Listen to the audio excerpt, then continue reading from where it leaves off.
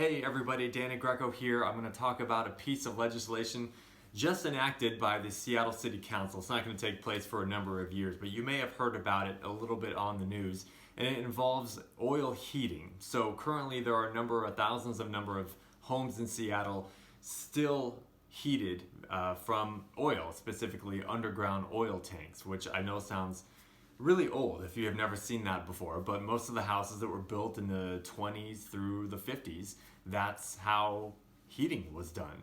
You have a tank underground and there was a company that came and filled it, and you used the oil to heat your home, and when it ran out the company came and filled it again, and that's how it worked. So there are still thousands of homes in Seattle that are still on this heating method despite recent upgrades, to converting to electric heat or gas heat or something like that. So the mayor and the city council really wants to push toward being this green city and removing as many carbon emissions from our atmosphere as we can. So their plan is that by year 2028, every house that's currently still being serviced by oil for heating is converted.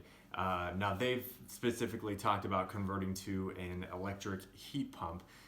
Personally, and this is just personal preference, I like gas because I like having that in the house, and I like having that on the stove and to cook with and that sort of thing. But so the pressure they're applying on current homeowners who are still using oil heat is there's going to be about a 24-cent tax per gallon on that delivery of oil. So oil is already expensive as it is, as we know, for any of us who drive non-electric cars and pay for gas.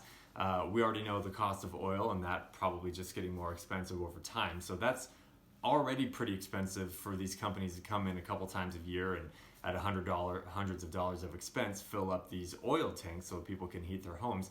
Now that's going to cost about an extra 25 cents per gallon on top of that. So they're really starting to apply pressure in hopes that people change their behaviors and upgrade to more efficient, more energy friendly methods of heating their homes. So we'll see how it works, and as always, like, click, subscribe, and I'll talk to you soon.